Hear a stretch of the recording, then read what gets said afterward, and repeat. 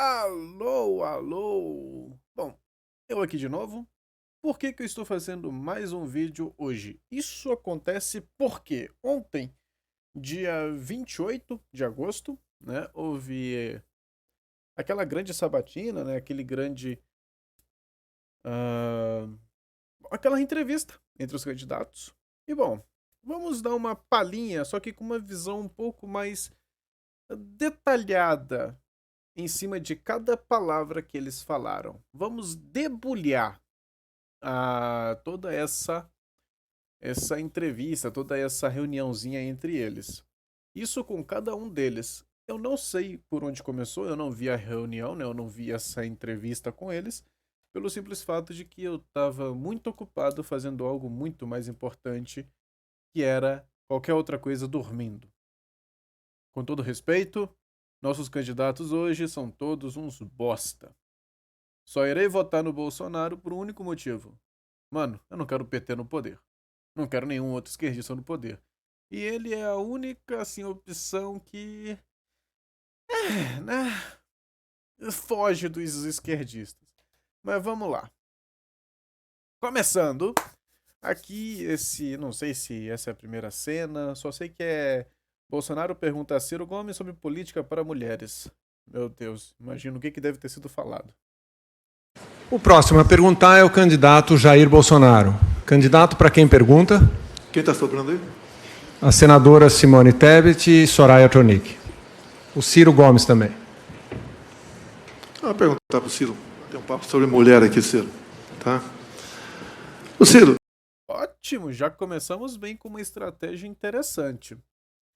Como ele ia falar de um assunto de política de mulher, ele faz sentido ele pegar um homem e não uma mulher. Por que que você pensa assim? Porque quando você conversa sobre política feminina com mulheres, o sentimentalismo feminino dela pode falar mais alto do que a racionalidade.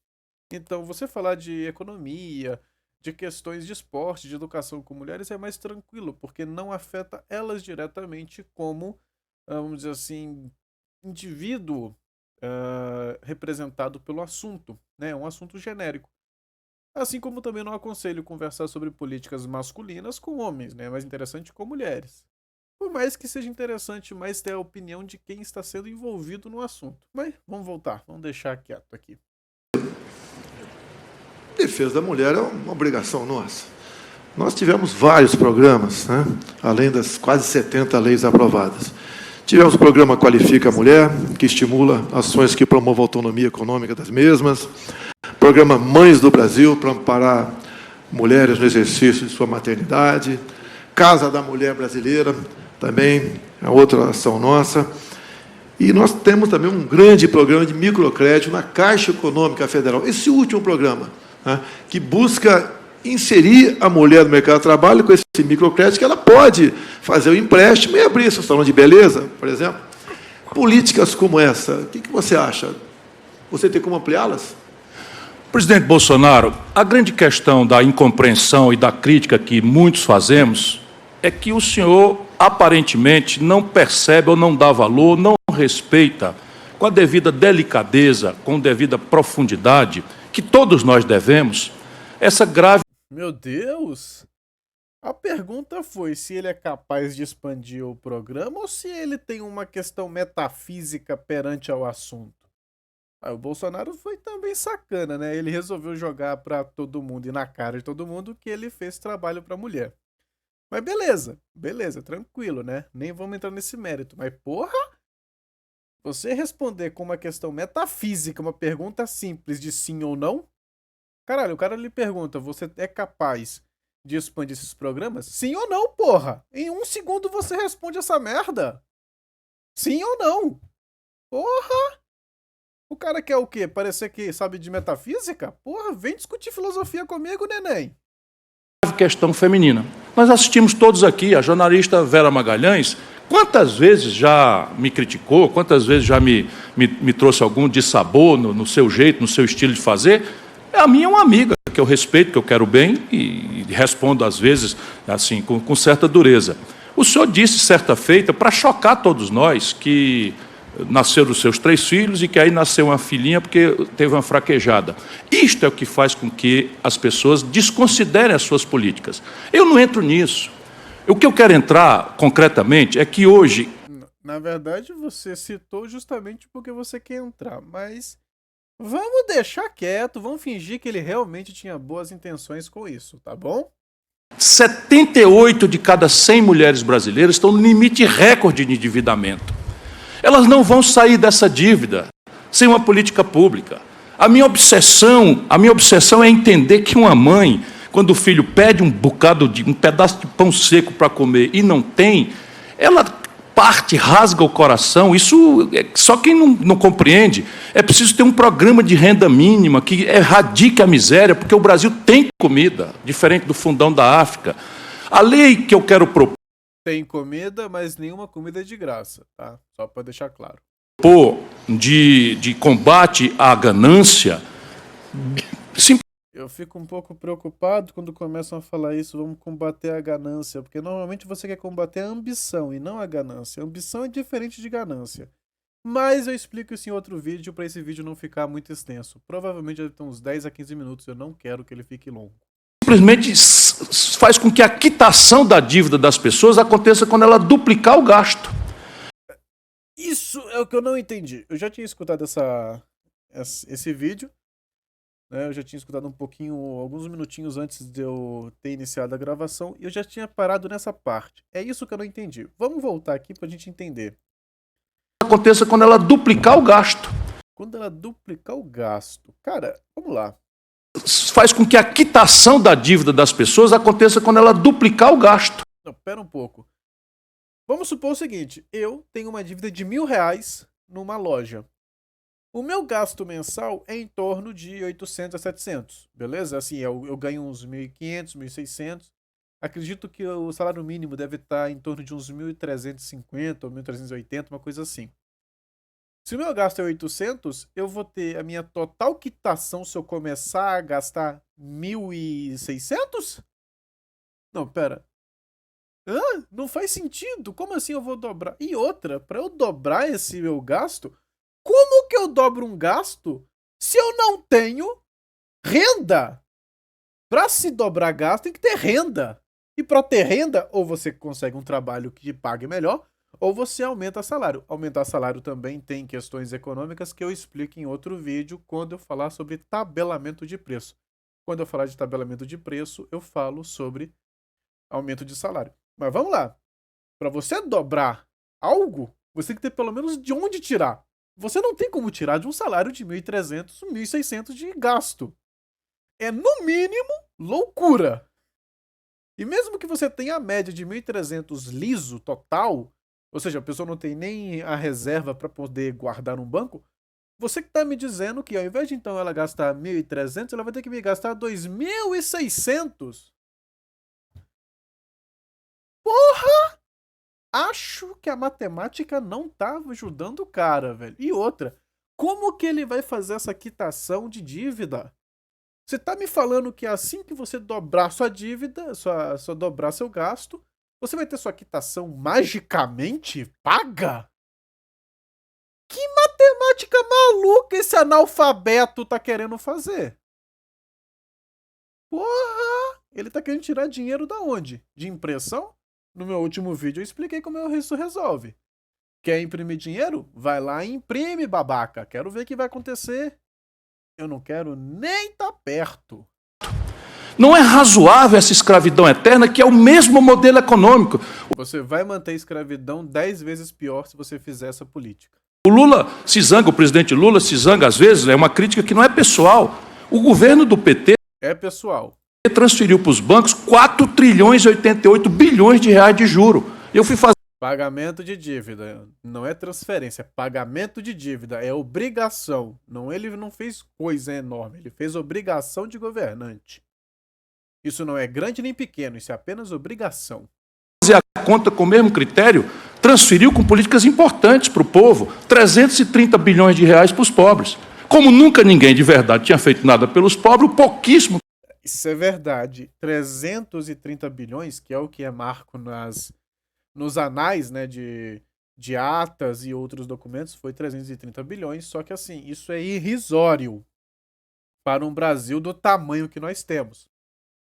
Transferir isso em política pública é irrisório, numa época em que nós nem tínhamos PIB para isso. Tá? Então ele, de certo modo, fez uma manobragem ali para poder transferir esse dinheiro para a população, só que a gente não tinha PIB, o que aumentou nossa carga de inflação ali entre 2015 e 2016, entre outros períodos. Né? Teve esse aumento inflacionário por causa dessa transferência. Ajudou de um lado e piorou do outro, né? Como qualquer política socialista faz isso, né? Ajuda de um lado, mas piora do lado mais importante, que é a própria economia. O que o senhor fez parece muito, mas não é razoável o Brasil viver como está vivendo, e nós precisamos desse conjunto de políticas para fazer. Portanto, eu aplaudo, colaboro, coopero todas as iniciativas do seu governo, sabe disso. Na pandemia, o deputado Mauro Benevides Filho desenhou junto comigo, pergunta ao Paulo Guedes, um projeto para botar 170 bilhões de reais de fundos setoriais que não tinham sido aplicados para financiar o socorro emergencial. Portanto, eu não sou daqueles críticos que esquece. Essa informação eu não tenho, eu não fui atrás para... Na época da pandemia eu estava sofrendo com umas questões um pouco mais pessoais e eu não fiquei pesquisando esse tipo de coisa. Não posso questionar a veracidade desse fato sem uma pesquisa prévia, pelo menos de uns 3 ou 4 dados de fontes diferentes. A realidade nem os limites. Apenas o seu governo não conseguiu responder nem à questão econômica trágica que herdou, porque é verdade que o senhor herdou uma tragédia econômica do PT, e nem conseguiu mudar aquilo que foi promessa solene, a governança política do país. O senhor está afiliado ao partido do Valdemar Costa Neto, a quem o Lula deu o DENIT para roubar no escândalo do Mensalão. O Brasil não aguenta mais isso. Ô, Ciro, eu já muito falei da fraquejada, já me desculpei, peço desculpa novamente. Agora você... Não, mas você... Peraí, é minha vez de falar. Agora você falou que a missão mais importante da tua esposa era dormir contigo. Pelo amor de Deus, Ciro. Pelo amor de Deus. Espero que você peça desculpas também aí. Tá? Então, atacante, a questão de mulher. Corte rápido! Essa foi foda. Uma coisa muito importante. Não deixa de ser o tal do Auxílio Brasil. Porque com a política do fica em casa, a economia a gente vê depois, levou muito. Esse negócio do fica em casa, economia vê depois. Eu vou ter um vídeo só sobre isso. Isso foi a maior burrada que aprovaram. É necessário, sim, ter uma certa política num momento de crise como essa, mas deveria ter sido muito mais bem pensada. Tempo tivemos. Tempo tivemos. E tivemos muito tempo para planejar essa porra. Muito tempo. Mas, como o Brasil é sempre o do deixa para depois, olha o resultado. Muita gente para raias da miséria no nosso país. E quando nós criamos o auxílio emergencial, nós procuramos atender primeiro a mulher. Numa família, ela passou a receber o auxílio emergencial. E depois o Auxílio Brasil também. Tanto é verdade que 75% do Auxílio Brasil vão para as mulheres. Como disse agora há pouco, a titulação de terras também, demos prioridade às mulheres e não aos homens. Candidato. 20 anos atrás, eu cometi uma absoluta infelicidade de fazer uma gracinha com uma mulher extraordinária que foi minha mulher durante 18 anos. Já me desculpei por isso 1 milhão de vezes. Já tá virando rasgação de seda. Falar de política, falar de economia, falar de processos políticos que levam a uma estrutura assim sólida, eles não querem, mas querem ficar rasgando seda de coisa que aconteceu há 10, 15, 20 dias, meses, anos atrás. Porra! E isso é de se desculpar a vida inteira. Não é disso que eu estou falando, Bolsonaro. Eu estou falando da sua falta de escuta. Mas você levou isso em consideração quando você chega e fala que ele falou que ele deu uma fraquejada na filha. Quando você aponta o caso dele, é o caso que você está falando. Mas quando aponta-se o seu caso, não é o caso que está sendo falado? Ô, meu bebê, isso aí é uma via de mão dupla. O que vale para um, vale para o outro. É uma questão matemática, é a justiça clara. 1 mais 1 igual a 2 é matemática pura. O universo é matemática. Se tu não entende isso, tu é atropelado pela matemática. Justiça nada mais é do que matemática. Escrúpulo. Você corrompeu todas as suas ex-esposas. Todas elas estão envolvidas em escândalos. Você corrompeu seus filhos. Essa é a questão. Tendo prometido que ia combater a corrupção do PT e do Lula. Essa é a grande contradição que você precisa explicar. Eu não queria trazer esse tipo de argumento aqui. Eu queria sim, porque isso traz ibope, isso traz imagem, isso traz um monte de coisa, porque a população, ao invés de procurar escutar planos e, o mais importante, projetos e estrutura, prefere ver esse arranca-rabo que é a porra do BBB 2022 que vai ser, né? Porque, assim, não sei se vocês sabem, é o único BBB que acontece de 4 em 4 anos que o pessoal fica louco pra ver os caras se matando e ver quem que vai pro paredão. É isso que é a política brasileira. A não ser pela sua falta de caráter de trazer um assunto pessoal de 20 anos atrás, pelo qual... Mas tu traz um assunto que é de sei lá quanto tempo. Ele falou isso o quê? Foi em 2012, 2014? Não, acho que foi até um pouquinho durante a eleição dele, né, em 2017. Então, porra, a questão do tempo não muda. A questão é o fato. Você fez isso há 20 anos atrás. Ele fez isso há o quê? 5, 6 anos atrás? Dá no mesmo. É a mesma. O peso é igual. A conta matemática fecha igualmente. Você fez algo, ele fez algo. 1 mais 1 igual a 2. Eu já disse, me desculpei muitas vezes, foi uma infelicidade de alguém criado em ambiente machista reproduziu cultura Nossa. machista. Mas eu aprendi isso. Você que não aprende nada nunca. Por quê? Porque você é uma pessoa que não tem coração. Sabe, simular sufocamento na hora que o povo brasileiro estava faltando oxigênio em Manaus. Sabe, dizer que não é coveiro na hora que há milhões de famílias brasileiras e amigos nos enlutamos. O Brasil tem 3% da população do mundo e morreu 11% das pessoas que morreram no mundo. Eu levei 10 anos para ficar um expert no mercado financeiro e te garanto. Acabou. Bom, considerações finais. Uma grande bosta. Vamos começar então esse segundo momento de confronto direto. Eu lembro que... Esse é o próximo. Bom, esse foi um debate que eu vi ali na Band, né? Tá aqui, ó. O canal deles aqui que eu vi. Tá, será que foi a Band? Foi a Band que fez essa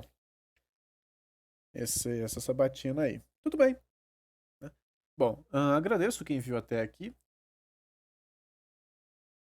Bom, não tem muito o que ser falado, né? Tudo o que eu falei dentro dessa entrevista entre eles foi o que eu disse em todo momento. É interessante o quanto que o pessoal esquiva. E pelo que eu vi, o Bolsonaro também se esquiva de muitas dessas perguntas, né? Eu tava vendo um pouco de alguns trechozinhos e ele também é sacana para se desviar de perguntas. Eu vou primeiro avaliar cada um dos candidatos e depois eu volto avaliando o Bolsonaro naquelas perguntas em que foram feitas diretamente a eles. Eu vou finalizar por aqui. Agradeço a quem viu até esse momento, a quem esteve até o final. Deixe seus comentários, sua curtida, o seu compartilhamento. Muito mais o seu comentário, é o que mais me interessa, é isso. E, por favor, continue ligado que provavelmente durante a semana eu vou continuar postando os vídeos de cada um desses vídeos. Né, de cada uma dessas reuniões, de cada uma desses jogos de pergunta. É um prazer. Imperial aqui na voz se despedindo e falou. Obrigado.